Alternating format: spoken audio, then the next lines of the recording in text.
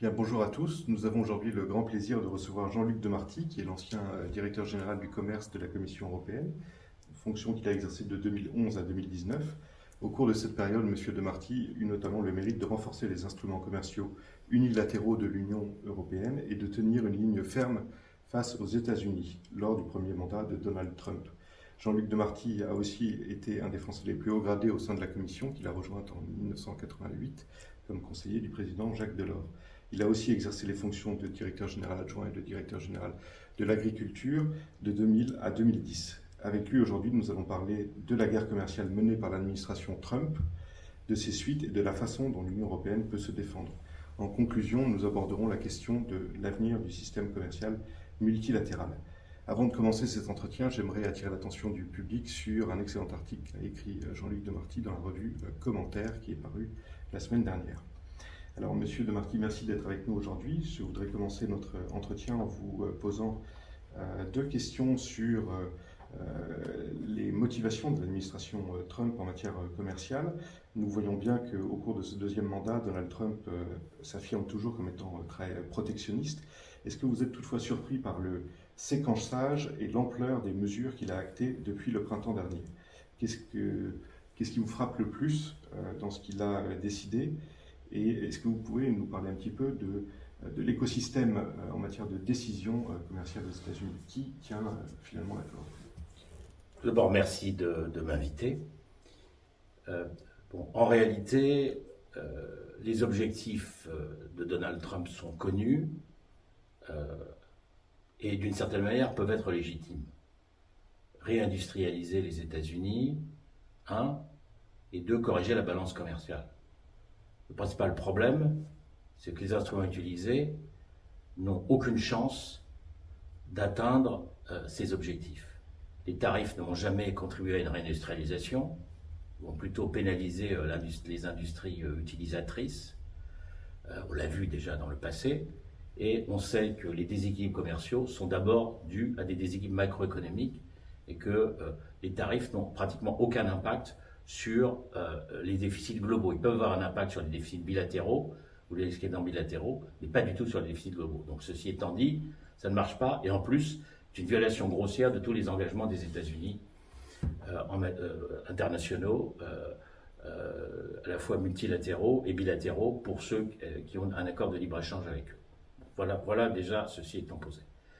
Alors, par rapport au premier mandat de Donald Trump, il est clair qu'on a changé de nature. Les mesures sont beaucoup plus larges, beaucoup plus violentes, et donc c'est pas vraiment comparable, même si ça se passe dans le même esprit. Et donc, pour résumer, je pense que ces mesures seront inefficaces, vont affecter négativement les États-Unis, le reste du monde aussi, mais davantage les États-Unis, avec un effet récessif, ça c'est tout à fait clair, et vont altérer aussi la crédibilité internationale des États-Unis. Personnellement, je n'ai pas été surpris par l'ampleur des mesures prises par le président Trump, en tout cas vis-à-vis de l'Union européenne, puisqu'il n'aime pas l'Union européenne, et je m'attendais plus ou moins à ce qu'il nous traite presque aussi mal que la Chine. Et en ce qui concerne le cercle de Donald Trump qui influe sur ses décisions en matière de politique commerciale, qui vous paraît avoir le plus de levier sur le président? Alors, oui, tout d'abord, dans le système américain, c'est le président le chef de l'exécutif et il décide en gros de tout. Et donc vous avez, en matière commerciale, vous avez trois acteurs. Vous avez l'US Trade Representative, qui est un ambassadeur, mais qui a rang de ministre et qui fait partie du cabinet, qui est Jamieson Greer, qui est le chef de cabinet l'ancien chef de cabinet, de Robert Lighthizer, qui était l'USTR dans le premier mandat de Trump. Vous avez le secrétaire au commerce, qui est Horace Lutnick, qui est un type de Wall Street, mais à mon avis, pas quelqu'un de très intéressant, et avec, à mon avis, une éthique qui n'est pas formidable. Et vous avez quelqu'un qui est important aussi, et probablement plus important maintenant, qui est Scott Bessent, qui est le secrétaire au Trésor. Et vous avez aussi le chef des économistes, Stephen Miran. Et donc ces gens-là ont tous leur importance. Vous avez aussi Peter Navarro, le conseiller commercial assez bas de plafond de Trump, à qui on doit cette première salle. Donc en réalité, tous ces gens-là jouent leur rôle, mais à la fin, c'est Trump qui décide. Et Trump est obsédé par les tarifs, il pense que les tarifs c'est bien, donc il veut mettre des tarifs. Alors justement, on a observé que Trump changeait souvent d'opinion, qu'il y a eu un certain nombre de revirements depuis le déclenchement de la guerre commerciale au printemps. Est-ce que d'après vous, ces revirements sont la preuve que les coûts du protectionnisme sont enfin compris, si l'on peut dire, ou est-ce que c'est la conséquence des tensions observées sur les taux, la crédibilité du dollar, ou encore les pressions des milieux d'affaires aux États-Unis? Donc je crois que ça ne reflète pas du tout un changement d'approche de Donald Trump. Je veux dire, c'est quelqu'un qui fait toujours du stop and go. Effectivement, en réalité, sa méthode de négociation est très simple. C'est une méthode presque mafieuse, c'est presque de l'extorsion. Donc, c'est comme le grand face à un petit dans la cour de la récréation qui veut lui piquer son portable. Donc, en réalité, c'est un peu ça, sa méthode. Alors, effectivement, quand il rencontre des difficultés et quand, en face de lui, il y a des partenaires qui ont des cartes et qui les jouent, et qui prennent des mesures, ou qui menacent de prendre des mesures qui vont avoir des effets négatifs, il est certain qu'il recule.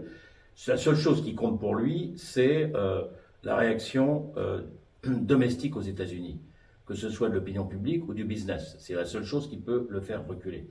Plus, bien sûr, l'état des marchés, pas tant l'état de la bourse, mais vous l'avez fait remarquer, quand il est revenu en arrière le 9 avril, c'est quand on avait le début d'une crise obligataire, qui d'ailleurs n'est pas soldée, puisqu'on est toujours à des taux d'intérêt longs qui sont de l'ordre de 0,5 plus élevés qu'avant les annonces de Trump, ce qui est relativement important et à un niveau absolu assez important, puisqu'autour de 4,5 pour les taux à 10 ans et 5 pour les taux à 30 ans.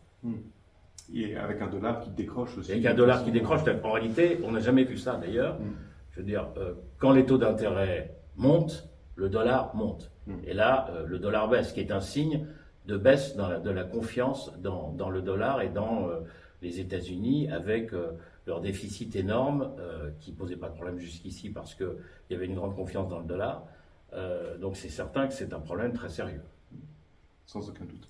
Alors si on se penche maintenant sur les négociations entre les États-Unis et la Chine, négociations qui font suite à la phase aiguë de tension que l'on a observée, on peut rappeler que le 12 mai, il y a eu une baisse de pression entre les deux géants du commerce international, avec une baisse des droits de douane mutuels de 110 points de base. Et ensuite, on a vu des discussions entre la Chine et les États-Unis à Genève, puis à Londres, et un accord cadre qui a enfin été scellé. Même 115 points de base, je peux me permettre. 115, 115. Oui, sans doute, oui, 115. vous avez raison, excusez-moi. C'est pas il y a déterminant. Mais... un accord cadre qui a été scellé entre les deux partenaires à Londres, donc le 11 juin, la semaine dernière. Quel regard vous portez sur ces discussions et le nouvel équilibre des barrières au commerce entre la Chine et les États-Unis? Je crois que la négociation et la confrontation Chine et États-Unis sur le plan commercial est très éclairante, parce qu'elle montre fondamentalement que lorsque l'autre partie, la Chine, a des cartes et qu'elle les joue, Trump est capable de reculer. Il a bien vu que, je veux dire, le quasi-embargo auquel aboutissaient les tarifs posait des problèmes considérables. Et il a vu aussi que les Chinois étaient prêts à jouer toutes leurs cartes, et elles sont nombreuses, et en particulier sur les terres rares. Ce qui a conduit d'ailleurs à de nouvelles conversations et, si j'ai bien compris, une clarification de l'accord. Donc, réagir face à Trump quand on a des cartes, ça a des conséquences et ça le fait reculer. Par contre, je voudrais revenir sur un point, s'agissant de la Chine, peut-être que vous l'évoquerez plus loin, mais en réalité, le problème fondamental auquel les relations commerciales mondiales sont confrontées aujourd'hui, enfin avant les mesures de Trump, c'est le modèle totalement déséquilibré chinois de capitalisme d'État fondé sur l'exportation. Dû là aussi à un excès énorme d'épargne de la Chine et à un excès d'investissement, une insuffisance corrélative de la consommation, les deux vont ensemble, qui conduit à des excédents structurels qui sont extrêmement préjudiciables au monde entier. Et tout ceci est basé aussi sur des subventions que l'OMC n'est pas capable les règles de l'OMC ne sont pas capables de capturer totalement. C'est la grande erreur de la négociation de 2001. On a tous sous-estimé. Et naturellement, les déséquilibres macroéconomiques américains amplifient. Exactement. Alors, Corinne, je suis d'accord avec vous. Mais je veux dire, à mon avis, la cause ne sont pas les déficits américains. Les déficits américains aggravent le problème au lieu de le régler, mais ne sont pas la cause fondamentale, même si ça contribue aussi à un certain nombre de problèmes. Sans doute. Et alors, l'accord cadre qui a été posé entre la Chine et les États-Unis, avec des exportations de terres rares d'un côté, la livraison de puces en matière d'intelligence artificielle, ça vous paraît bien? Et est-ce que vous pensez qu'en termes de niveau de droits de douane par ailleurs, avec je crois un niveau de 55% posé par Washington à l'encontre des importations chinoises, on arrive à peu près à Je suis surpris de voir ce taux de 55%, parce qu'en réalité, c'est 30%, c'est 20% au titre du fentanyl, 10% je dirais de base appliqué à tout le monde, et puis vous avez la sécurité nationale, 25%. Voilà. Je ne comprends pas très bien comment on arrive à 55%, puisque, sauf, donc là, ces chiffres, effectivement, je l'ai vu dans la presse, mais j'avoue que là, donc pour vous, il s'agit des 30% d'un côté, c'est ça, et des 25%. Et donc pour moi, vous avez 30% d'un côté appliqué par les Américains, 20% fentanyl plus 10%, je dirais standard, enfin qui sont illégaux, et 10% appliqués par la Chine. Et vous avez les 25% sécurité nationale qui s'appliquent à tout le monde. Qui s'appliquent à tout le monde. Et les 10% aussi d'ailleurs. Et à terme à 5 secteurs. Et à terme à 5 secteurs. Aujourd'hui, l'automobile, l'acier, l'aluminium, et en plus, l'acier et l'aluminium sont passés maintenant à 50%. C'est un sous-produit de l'irritation de Trump sur le surnom qui lui a été donné TECO, Trump Always Chickens Out. Donc,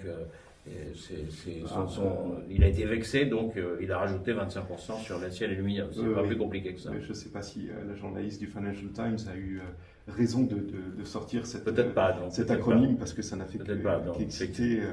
Exciter Trump n'est jamais bon. Monsieur Trump, oui, effectivement. Il faut plutôt lui tenir tête froidement. Ouais, c'est ça. Vous avez expérimenté vous-même en 2018 aux côtés du président Juncker.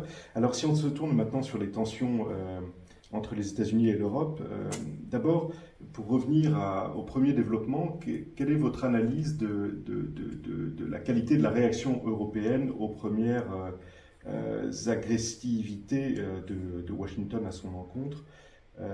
Beaucoup d'observateurs ont estimé à cette époque-là que la réaction de Bruxelles, exprimée par Mme von der Leyen, était assez bonne, bien qu'elle fût discrète sur la forme et assez mesurée sur le fond. Est-ce que c'est aussi votre... Oui, sur le fond, je pense que la réaction a été plutôt appropriée. Tout d'abord, dès le 7 avril, elle a réitéré l'offre qui avait été faite et normalement approuvé par Trump en juillet 2018, d'un accord tarifaire sur les produits industriels. Bon, évidemment, ça ne les intéressait pas. D'ailleurs, je rappelle que Trump avait violé sa parole puisqu'il avait rajouté les produits agricoles, ce qui n'était pas dans le statement, dans la déclaration de juillet 2018. Puis, Ursula von der Leyen, à peu près, je dirais 2 semaines et demie plus tard, a, dans une interview au Financial Times, menacé d'utiliser le nouvel instrument anti-coercition qui pourrait être applicable de manière assez facile, enfin pour autant que les États membres soient d'accord à la majorité qualifiée, contre les services numériques et éventuellement même contre les services financiers. On peut faire mal aux États-Unis. Alors ceci s'ajoutant à d'éventuelles rétorsions commerciales sur lesquelles on a un instrument classique qui s'appelle le règlement enforcement, qui d'ailleurs a été modifié, qui date de 2014, qu'on a utilisé en 2018 et qui a été amendé en 2021. Et donc, en réalité, je pense que ces réactions-là ont été appropriées. Ce qui a été approprié aussi, c'est de ne pas appliquer de mesures de rétorsion immédiate, puisqu'on a déjà quand même 70% de notre commerce, de nos exportations, qui sont affectées le temps de la négociation pour un résultat éventuel. Je veux dire, les 2 petites nuances que je mettrais. La première, c'est que je pense qu'on aurait dû afficher tout de suite en gros une centaine de milliards d'euros de rétorsion pour couvrir l'aluminium, l'acier et les voitures, et pas seulement couvrir l'acier et l'aluminium à hauteur de 26 milliards d'euros. Ça, c'était assez confus et pas suffisamment approprié quand on avait mis ça sur la table. Maintenant, c'est corrigé. Le deuxième élément, c'est que certains commentateurs disent que la présidente Ursula von der Leyen n'est pas assez active, enfin, assez présente personnellement. Là, j'aurais un avis nuancé, notamment le président Juncker a été assez critique dans une interview au Financial Times d'hier sur ce sujet. Je ne sais pas si vous l'avez vu, en faisant référence à ce qu'il avait fait lui, donc il fallait parler à Trump, qu'il avait vu 7 fois avant le juillet 2018, tout ça est exact. Mais je mettrai deux nuances. La première, c'est qu'aujourd'hui la situation est beaucoup plus grave, et pour je veux dire, avoir un contact direct avec, préparé dans une réunion avec Donald Trump, encore faut-il être invité, qu'il accepte. Pour le moment, je ne suis pas au courant qu'il y ait eu une telle invitation. Mais la centaine de milliards d'importations sur lesquelles peuvent porter les rétorsions européennes devrait concerner l'acier, l'aluminium et l'automobile. Oui, c'est ça. Ne pas tenir compte par ailleurs des 10% de non, je pense que d'abord, je veux dire, les mesures sécurité nationale, pour le moment, ne sont pas très loin d'une centaine de milliards d'euros. Et s'ils rajoutent encore, notamment des produits d'intérêt pour nous, comme les produits pharmaceutiques, on va être au-delà de tout cela. Et donc, techniquement, on peut difficilement, à mon avis, aller au-delà de 100 milliards d'euros de rétorsion en termes d'importation américaine sans se créer des problèmes économiques substantiels. Parce que, je veux dire, on a besoin d'importer pour exporter, donc c'est toujours un peu compliqué, notamment sur des produits de haute technologie où on ne va pas prendre des sanctions des rétorsions sur le gaz de pétrole liquéfié, donc le gaz naturel liquéfié, pardon. Donc, on est à peu près limité à cela. Et s'agissant des 10% éventuellement ajoutés de 10 voire de 40, comme Trump en a menacé, là on est clairement dans la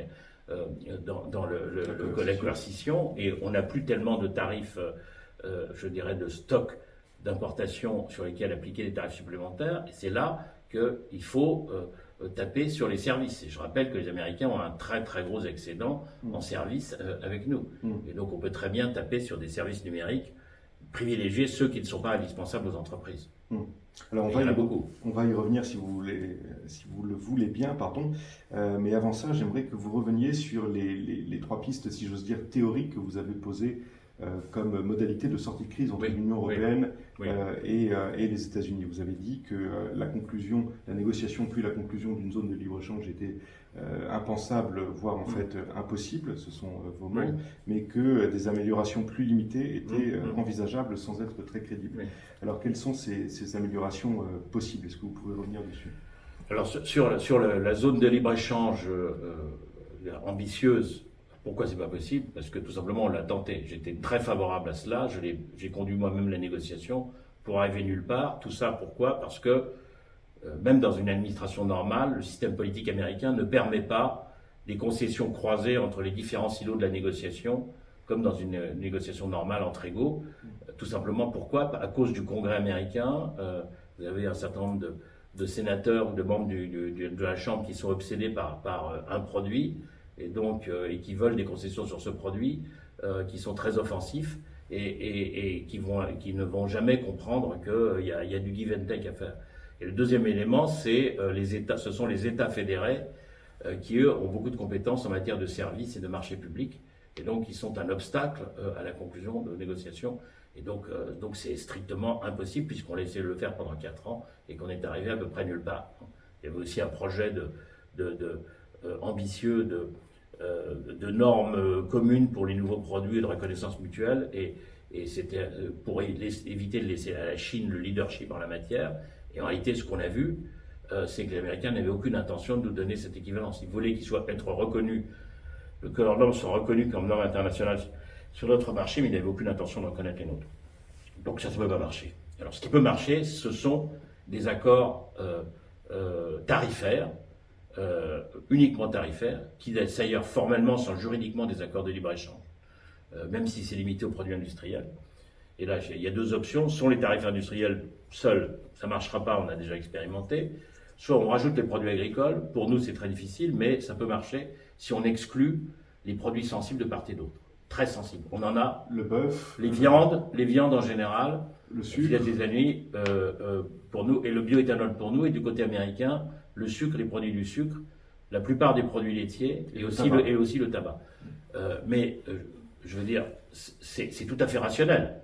Mais ça a très peu de chances de marcher. Pour quelle raison? Parce que Trump ne recherche pas un accord équilibré.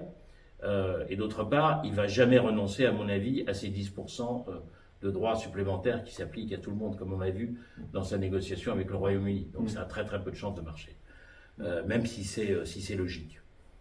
Donc il pourrait y avoir une option moindre mal, dans laquelle, mais qui a aussi peu de chances de marcher, dans laquelle on pourrait fermer les yeux sur les 10% de tarifs supplémentaires qui ne sont pas un obstacle au commerce, sans les reconnaître formellement, mais qui ne sont pas un obstacle au commerce dramatique aux États-Unis, compte tenu des structures de nos exportations.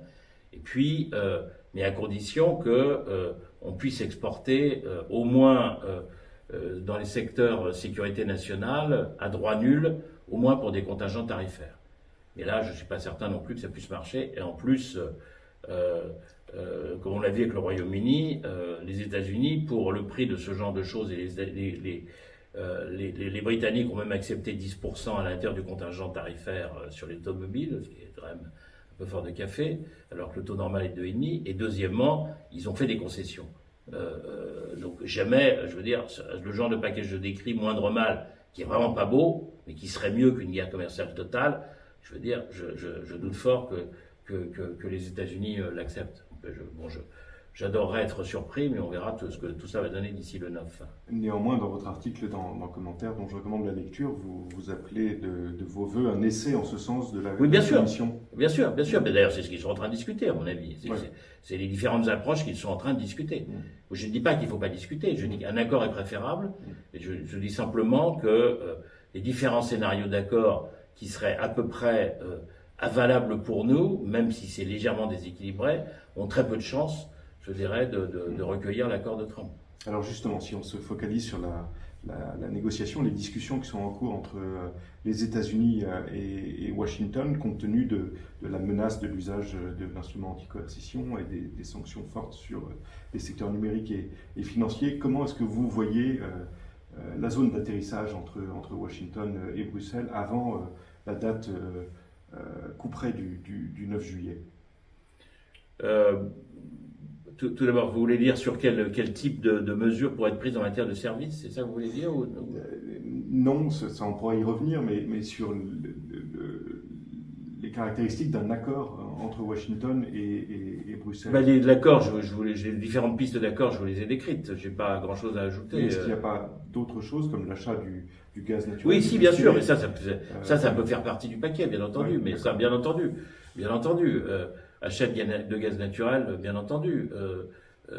Mais c'est pas ça qui va résoudre absolument tout. En plus, c'est dans les limites que ce que les Américains peuvent fournir. Hein. Donc, bien sûr, ça, de toute façon, le soja aussi, mais tout ça, en plus, les tarifs de Trump vont faire en sorte que, notamment que vis-à-vis de la Chine, que les Chinois vont, au lieu d'acheter du soja américain, ils vont surtout acheter du soja brésilien et argentin, et donc nous, on devra se retourner davantage vers le soja américain, alors qu'on apporte davantage de soja brésilien et argentin. Bon, tout ça a des effets de déplacement, mais je ne crois pas qu'il y ait beaucoup d'autres possibilités. On pourrait aussi imaginer aussi une espèce de paix armée où Trump applique ses mesures de sécurité nationale, ce qui est très très mauvais pour nous. On applique nos rétorsions commerciales sur les biens et on ferme les yeux sur les 10%.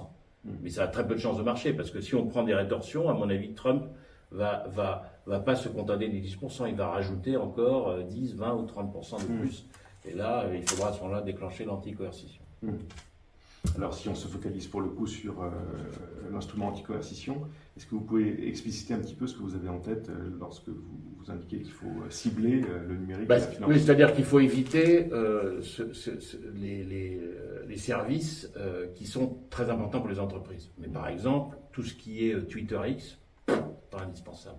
Tout ce qui est Meta, Instagram, Facebook, pas du tout indispensable aux entreprises, même s'ils l'utilisent, mais ce n'est pas déterminant.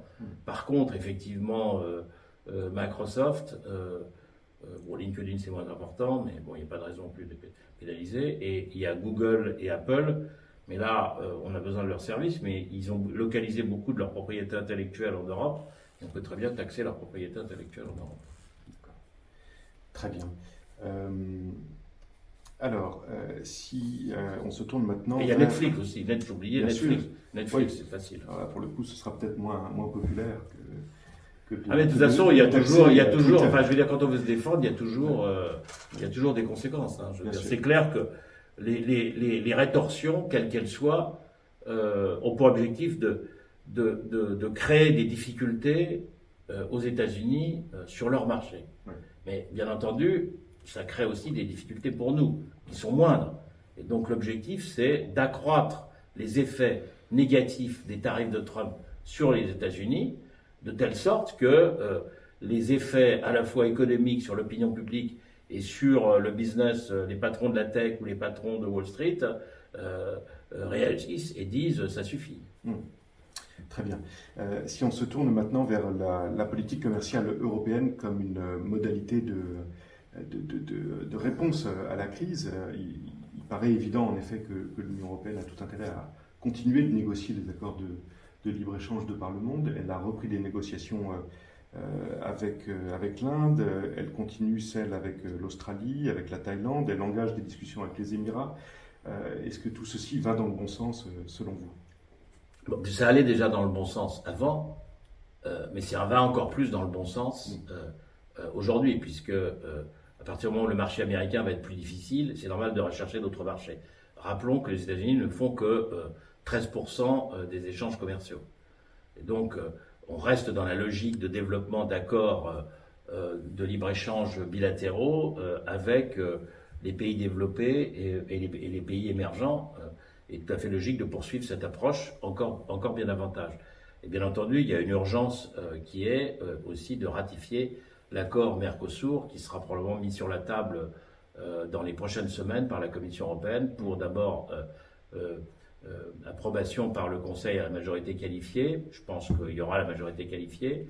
Et après, vote à la majorité simple par le Parlement européen, ce qui devrait se faire aussi, mais sera probablement un peu plus tendu, à mon avis. Et on passera donc au-dessus des résistances françaises sur le Mercosur? Il y a des règles du jeu, je veux dire. De toute façon, en plus, les résistances françaises n'ont rigoureusement aucun sens. Donc, le Mercosur est bon pour tout le monde. Et l'argument que l'agriculture européenne, française est menacée par l'accord Mercosur est absolument ridicule, puisqu'on a des contingents tarifaires très bas pour les produits les plus sensibles qui intéressent la France, comme la viande bovine, la viande de volaille. Et sur la viande de volaille, c'est la France elle-même qui, par sa politique agricole, a détruit sa filière volaille. Quand on regarde depuis 15 ans ce qui s'est passé, c'est absolument effrayant, alors que la volaille s'est développée ailleurs en Europe et que ça va plutôt bien. Et aussi le sucre, où c'est aussi relativement limité. Et la France aussi, la politique française sur le sucre se tire dans les pieds en interdisant des produits de traitement qui sont autorisés partout en Europe et qui font que les rendements sucriers français, qui devraient être les meilleurs d'Europe, sont maintenant médiocres. Et donc en réalité, tout ça n'a aucun sens. Et la France, je rappelle, avec le Mercosur, elle a un excédent commercial biens et services de 4,5 milliards d'euros par an. Donc tout ça est très bon pour tout le monde. Donc on est dans le fantasme, comme d'habitude, dans le déni de réalité. Ouais. La France est le pays du déni de réalité. Ouais. Sur le Mercosur, l'accord Mercosur, c'est pareil. Et vous indiquez notamment que sa revendication des clauses miroirs est un miroir aux alouettes. Oui, parce que c'est la fausse bonne idée. C'est-à-dire, d'abord, on a vraiment, si je puis dire, des clauses miroirs sur tout ce qui est sanitaire, phytosanitaire, pas d'utilisation d'hormones, pas d'utilisation d'antibiotiques. Et pour le reste, on ne peut pas demander au Mercosur d'appliquer strictement nos méthodes de production. C'est pas, je veux dire, par exemple en matière environnementale ou en d'autres domaines, pour un accès ridicule à notre marché. Faible. S'il y avait une libéralisation totale, ça pourrait s'entendre, mais ce n'est pas le cas. Et s'il y avait une libéralisation totale, même avec des clauses miroirs, je serais totalement balayé par la production du Mercosur sur les 3 produits que j'ai cités. Ils sont très compétitifs. Et enfin, rappelons que les agriculteurs européens et les Français aussi touchent chaque année 40 milliards d'euros d'aide aux revenus, précisément pour compenser la différence de coûts de production due à des méthodes de production différentes, des règles différentes entre les pays tiers et l'Europe. Donc 7 milliards pour la France. 7 milliards pour la France. Donc, je veux dire, vouloir négocier dans ces conditions des clauses miroirs, c'est pas négociable, et c'est prétendre négocier le beurre et l'argent du beurre. Ce qui, par définition, n'est pas possible, hein, même pour des négociateurs très créatifs. Et alors, que pourrait faire l'Union européenne vis-à-vis du CPTPP, ce grand accord asiatique? Est-ce qu'il faut s'en rapprocher? S'en rapprocher, oui. Y adhérer, non. Je pense que ça serait. Il y a un certain nombre d'incompatibilités, à mon avis, sur le plan de regulatory, sur le plan des règlements, des normes, etc. Il y a un certain nombre de choses qui, à mon avis, rendent l'Union européenne adhérant au CPTP difficile. Mais par contre, on doit coopérer avec eux pour défendre, disons, un certain ordre commercial multilatéral, qui est, comme j'ai dit, qui n'est pas parfait, parce que le principal problème, on y viendra sûrement, c'est la Chine et le fait que les règles de l'OMC ne sont pas suffisantes pour capturer les mauvaises pratiques chinoises. Alors justement, ça fait une transition parfaite pour discuter de la réforme potentielle de l'OMC. Quel peut être le contenu de cette réforme et comment procéder pour l'Union européenne? Alors, tout d'abord, tant que Trump est là, il y a absolument zéro chance qu'on progresse. Et même d'ailleurs, sous l'administration Biden, on n'a pas progressé du tout à cet égard. Et donc, en réalité, l'erreur fondamentale de Trump, outre que ses objectifs ne peuvent pas être satisfaits par les instruments qu'il utilise, c'est que si la Chine est le problème principal, son modèle déséquilibré, il faut créer une alliance internationale pour forcer la Chine à bouger et pour négocier un changement des règles à l'OMC. Et ça devrait être ça le principal objectif. Et par exemple, avec ce CPTP, on devrait travailler ce genre de questions. Alors, qu'est-ce qu'il faudrait faire concrètement? D'abord, il faut durcir les règles sur les subventions industrielles. En contrepartie, il faudra probablement aussi faire des choses sur les soutiens à l'agriculture, mais là, comme l'essentiel du soutien de l'Union européenne à son agriculture est donné sous forme d'aide découplée, sauf si la prochaine réforme modifie cela, certains y poussent, ce serait une très grave erreur. On est très très bien protégé et au contraire, on aura des gains parce qu'on forcera un certain nombre de grands pays de réduire leur soutien qui crée des distorsions au commerce en matière agricole. Le troisième élément, c'est ce qu'on appelle la jurisprudence du public body de l'organe de règlement des différends qui est une des raisons pour lesquelles les Américains ont bloqué l'organe de règlement des différends. Et qui est une jurisprudence malheureuse sur laquelle il faudra revenir, parce que cette jurisprudence, en gros, c'est toujours un peu plus compliqué, ça date de 2015, mais en gros, ne capturait pas, exonérait pour les calculs des droits anti-subventions, les subventions données par les entreprises d'État chinoises, ce qui est, à mon avis, un problème très sérieux. Bon, il y a aussi à voir peut-être sur l'anti-dumping. Sur l'accord anti-dumping, il y a peut-être des choses à faire, mais je suis moins convaincu parce qu'en réalité, pour le moment, on peut continuer à appliquer par d'autres moyens les règles que nous appliquions à la Chine et aux pays qui ne sont pas des économies de marché, que nous appliquions pendant la durée du protocole d'accession chinois à l'OMC pendant les 15 années là, entre 2001 et 2016. Donc en réalité, on peut continuer à le faire. Il y a encore peut-être certaines fragilités juridiques, pas vis-à-vis de la Chine, mais vis-à-vis du reste. Donc il serait peut-être utile d'avoir dans l'accord anti-dumping des possibilités pour ce qui concerne le calcul des droits anti-dumping lorsqu'on est dans des économies qui ne sont pas des économies de marché ou des secteurs qui ne sont pas des secteurs de marché. Donc là, il y a sûrement des choses à faire. Et un dernier point, je pense, et là c'est une idée vraiment très personnelle, je pense que nous aurions intérêt à essayer de développer un accord international entre les pays qui ont un marché du carbone pour mettre en place un système d'écluses à l'import et à l'export reflétant les différences de prix du carbone entre les différents pays. Personnellement, je ne crois pas aux instruments unilatéraux type MACF. Personnellement, je ne crois pas. Je ne crois pas qu'ils soient efficaces. Je crois qu'ils sont vulnérables juridiquement.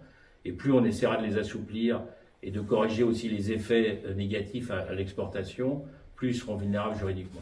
Donc personnellement, je pense que les MACF n'est pas très efficace et je pense qu'il est vulnérable juridiquement, donc il faut plutôt explorer un accord international entre les pays qui ont un marché du carbone. Et puis le MACF peut aussi porter atteinte à la compétitivité de nos industries, non? Aussi, oui. Enfin, de toute façon, moi plus largement, personnellement, je suis un ennemi résolu du Green Deal. Je considère que décider unilatéralement de faire le net zéro en 2050, comme on l'a fait, alors que le reste du monde fait beaucoup moins. Bon, il y a quelques pays développés, mais qui ne représentent pas grand-chose, qui font la même chose. Je veux dire, alors que la Chine, qui émet 5 fois plus que nous, 70% par tête, ne vise que 2060, je pense que c'est un suicide collectif à la fois sur l'agriculture et l'industrie. Je ne suis pas contre. Je pense qu'il faut décarboner, mais à un rythme beaucoup plus raisonnable. Peut-être qu'il fallait faire tous 2050, mais ce n'est pas ce qui se passe. Donc on peut pas. On fait que 6% des émissions de gaz à effet de serre. Il faut rappeler aussi que les émissions cumulées de la Chine ont déjà. Oui, depuis 1850. L'argument habituel, je dirais, d'un certain nombre, effectivement, de dire c'est ah oui, mais on doit expier pour notre passé. En gros, c'est toujours l'expiation habituelle. Et là, c'est même infondé vis-à-vis de la Chine. En effet. Très bien. Et alors, avant cette éventuelle réforme de l'OMC, quelle peut être l'attitude de l'organisation internationale dans le contexte de crise actuelle? Est-ce qu'elle doit se limiter à simplement évaluer les effets négatifs des tensions commerciales ou aussi aider à une dynamique de discussion sur les obstacles? Tout d'abord, je ne crois pas du tout que dans les circonstances présentes, on le voit bien, qu'il y ait grand-chose à négocier au sein de l'OMC, de nouveaux accords, etc. Bon, la seule chose qui a été faite sous l'administration Biden, c'est l'accord sur la pêche, mais qui est relativement limité. Et encore, qui couvre surtout la pêche illégale. Par contre, moi ce que j'attends, c'est personnellement que, ce qu'on oublie souvent, que le règlement des différends, qui représente les diamants de la couronne, continue de fonctionner. Ce qu'on oublie souvent, c'est que même si les États-Unis ont bloqué l'organe d'appel du règlement des différends, à l'initiative de l'Union européenne, et j'y étais quand j'étais directeur général du commerce encore en 2019, on a réussi à mettre en place un accord plurilatéral pour reconstituer un organe de règlement des différends alternatif à 57. La plupart des grands pays, bien sûr pas les États-Unis, parce que ça ne les intéresse pas, ni l'Inde, qui est toujours mais la Chine est dedans. Et ça, c'est fondamental. Alors, tant que la Chine est dedans, ça a de la valeur. L'Indonésie aussi, je crois. Comment ? L'Indonésie aussi, je crois. L'Indonésie n'est pas encore dedans, mais bon, elle devrait y rentrer un de ces jours. Ouais. Non, il y a encore un certain nombre d'acteurs qui sont pas dedans, mais 57, c'est beaucoup. Le Japon est dedans. Les pays européens, le Mercosur est dedans, donc il y a beaucoup de monde. Tous les grands utilisateurs sont dedans, à l'exception des États-Unis, de l'Inde, l'Indonésie qui n'est pas un très grand utilisateur, elle n'est pas dedans pour le moment, mais bon, il pourrait rentrer. Le Royaume-Uni, curieusement, n'est pas encore dedans, ce qui est quand même assez. Mais le Canada l'est. Le Canada l'est, bien sûr. 57, si vous voulez, 57, c'est beaucoup. Bien sûr, il y a plus de 160 membres à l'OMC, mais en réalité, ceux qui utilisent l'organe de règlement des différends sont en nombre limité.